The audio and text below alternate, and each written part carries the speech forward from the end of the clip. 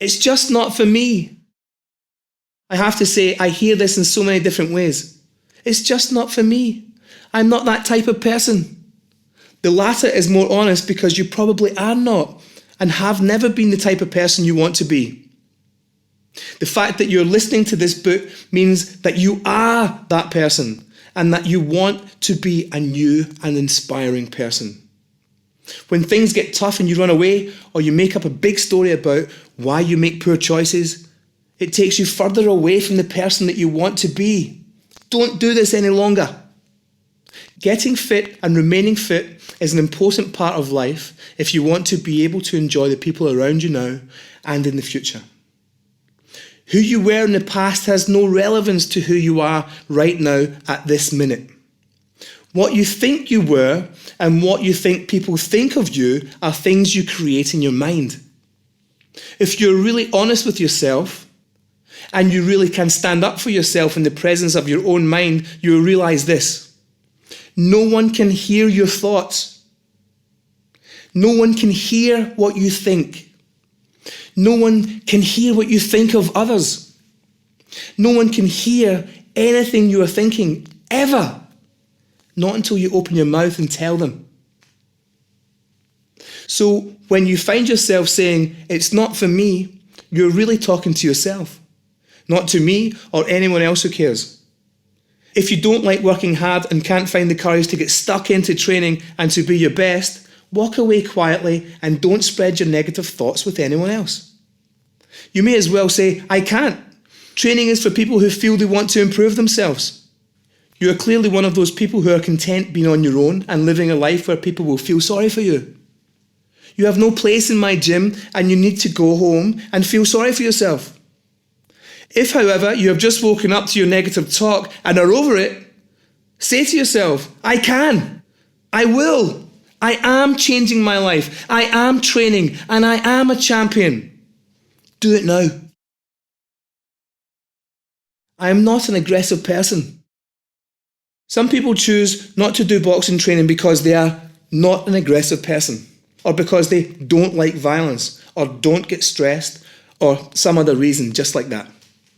To them I say, where is your mum or dad, brother or sister, son or daughter, or poor husband or wife? Are you telling me that you do not raise your voice or lose the plot ever?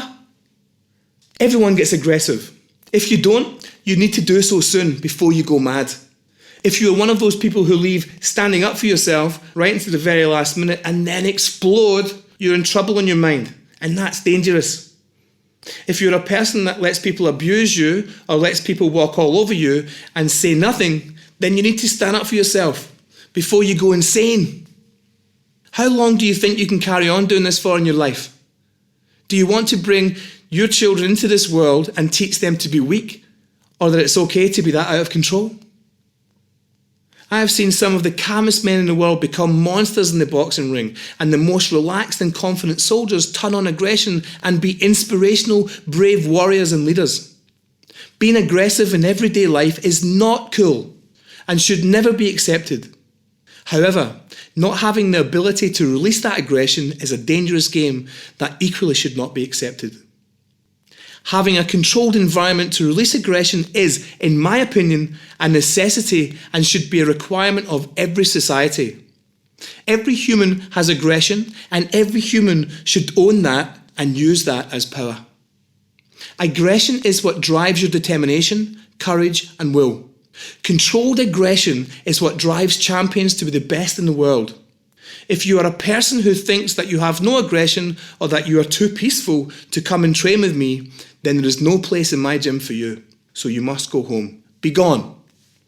If you see aggression as a powerful tool that will fuel your courage, determination, and will, then come on in. You are going to love this amazing journey of self-discovery. Conclusion. I've written this book so I can share my passions with you. It's taken me over a year to get to this conclusion, and it has been inspired by events over the last few days in my life. As you have heard, there is some pretty powerful stuff in here for you to take on board. Some of it you may agree with, and some you may not. That's life, and that's boxing. You have heard me time and time again telling you to be stubborn and unreasonable as you reach your goals. This is very important for you to understand if you're going to be successful in boxing or whatever else you choose to do in life. If you're going to be the best you can be and step out into the world as a new and invigorated human being, as a boxing champion or as an outstanding, inspirational and motivating person who people watch, listen to and admire, you will have to embark on a long and sometimes lonely journey that most people will consider uncomfortable and unachievable. To be elite, you have to be prepared to stand with the few who can and break free from those who want to be and most probably never will be. Life has to be all about you in that period of your transformation. This may feel selfish to you. I know some people feel guilty just by thinking like that. However, in most cases, those people will not be the ones who are going to inspire you to reach your goals either. Once you have reached your goals and are complete, you will continue to go even further and you'll find that you have inspired others to join you on this journey too. Even better, share this book with them and inspire them to come on the journey with you.